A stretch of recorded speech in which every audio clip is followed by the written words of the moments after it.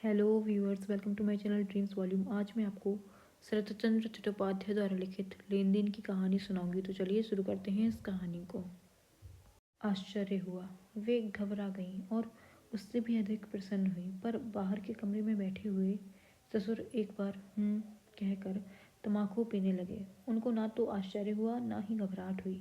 जिसे जरा भी अक्ल है वह उनका मुंह देखकर खुशी की बात को मुंह से भी नहीं निकालेगा। मुकदमे का इंतजाम करने के लिए निर्मल ने तार दे दिया। यह काम उन्हें वृथा ही नहीं बुरा भी मालूम होने लगा। वे आग्रह के साथ सूर्यास्त की प्रतीक्षा करने लगे। रात के अंधेरे में भी पिता की आंखों को धोखा देना असंभव जानकर हेमपति और अपने नौकर के साथ जब सोडसी की झोपड़ी के सामने पहुंची तब शाम होने में विलंब था। सोडसी कंबल पर बैठी एकाग्रचित होकर कोई पुस्तक पढ़ रही थी। सामने जूते की आहट पाकर उसने आंखें उठाकर देखा और खड़े होकर कहा, आओ बहन आओ।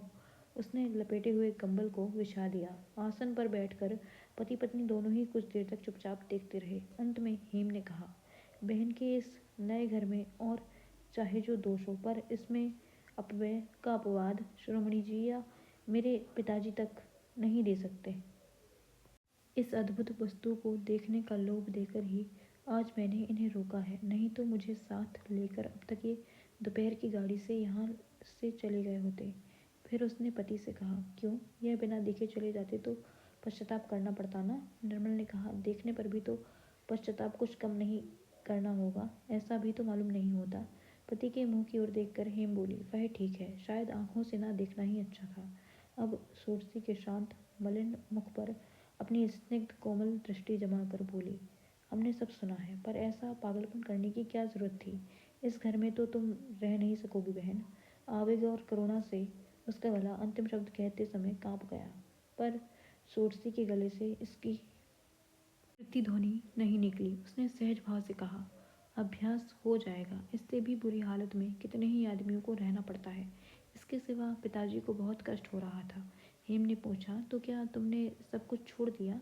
इसका उत्तर दिया उसके पति ने। उन्होंने कहा, इसके सिवा और उपाय ही क्या था। सारे गांव से एक अबला स्त्री कहाँ तक लड़ सकती है। सुरसी ने कहा, यही अच्छा है, अगर अपनी इच्छा से यहीं रहने का आपने निश्चय कर लिया हो और विश्वास हो कि इस झोपड़ी में रहने का अभ्यास हो जाएगा, तब तो संसार में कुछ भी त्याग करना आपके लिए कठिन ना होगा।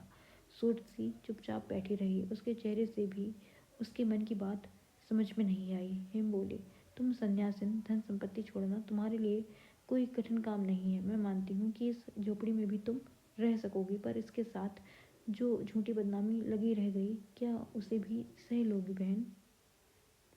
सूरसी मुस्कुराती हुई दम भर चुप रही, फिर बोली, बदनामी अगर झूठी ही हो तो सहूंगी क्यों नहीं। हिम, संसार में झूठी बातों की कमी नहीं है, पर उसका प्रतिवाद करने में जो झूठे कार्य किए जाते हैं उन्हीं का बोझ सहना कठिन है।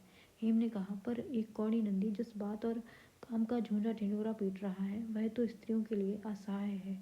सूरसी थोड़ी भी उत्तेजित नहीं हुई। उसने धीरे धीरे कहा, मैंने जहाँ तक सुना है एक कौड़ी ने झूठ तो कुछ अधिक नहीं कहा है। जमींदार बाबू अचानक बहुत बीमार हो गए थे। घर में और कोई नहीं था, मैंने उनकी सेवा की थी। यह तो झूठ नहीं है। हेम उद्दीप्त हो उठी। दूसरों की धीरता की तुलना में उसका कंठ स्वर बहुत ही तीखा मालूम हुआ। उसने कहा, सब काम तो सब लोग नहीं कर सकते ना बहन। फिर रोगी की सेवा करने का कोई भी तरीका है। सुरसी उसी तरह मीठी आवाज में बोली, क्यों नहीं, पर स्थान और काल को ना समझकर बाहर से ही यह तरीका बतलाया नहीं जा सकता है। आपकी क्या राय है। यह कहकर वह निर्मल की ओर देखकर जरा हंसी। निर्मल ने इस इशारे को अच्छी तरह समझकर भी कहा, कम से कम मैं तो इनकार नहीं कर सकता। उसके सिवा काम करने का तरीका सबका एक सा है भी नहीं, यही जैसे सन्यासी का। पति की इस बात को हेम ने दूर तक सोचकर नहीं देखा। कहा, भले ही सन्यासिनी हो, पर क्या उनका कोई धर्म नहीं है। क्या वे स्त्री नहीं है। आपको वह ले तो गया घर से पकड़वाकर और आपने जाना स्वीकार नहीं किया। इस मिथ्या की आवश्यकता क्या थी। उसकी बीमारी तो उसी की करतूत से है, तो भी ऐसे घोर पापी को बचाने का आपका क्या प्रयोजन था। इस पर अगर लोग संदेह करें तो उनका क्या दोष है। स्त्री की बात सुनकर निर्मल को क्षुब्ध और लज्जित होना पड़ा।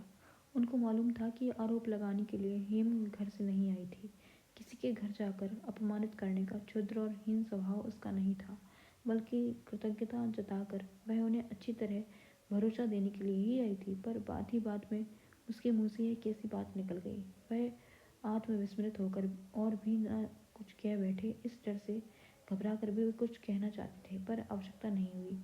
सूरसी हंसकर बोली, तुम्हारे पति ने कहा है कि सन्यासिनी का धर्म असन्यासिनी से नहीं भी मिल सकता। यही जैसे इस झोपड़ी के अंदर धूल और कूड़े के ऊपर तुम निराश्रय अकेली न रह सकोगी। वह फिर हंसकर बोली, वास्तव में मुझे घर से घसीटकर कोई नहीं ले गया था, मैं क्रोध के मारे स्वयं ही निकल पड़ी थी। निर्मल ने कहा, पर आपको भी क्रोध आता है, ऐसा तो मालूम नहीं होता। सूरसी ने हंसी दबाकर केवल है क्यों नहीं कहा। सूरसी हेम से बोली, उस पर तर्क नहीं करती। मैंने सचमुच झूठ ही कह दिया था, पर क्या घोर पापी को भी बचाने का किसी को अधिकार नहीं है? तुम्हारे पति वकील हैं, किसी समय उन्हीं से पूछ लेना। निर्मल ने कहा, किसी समय साधारण बुद्धि से कुछ जवाब दे भी सकता हूँ, पर वकीलों की बुद्धि से कुछ भी नहीं सूझता।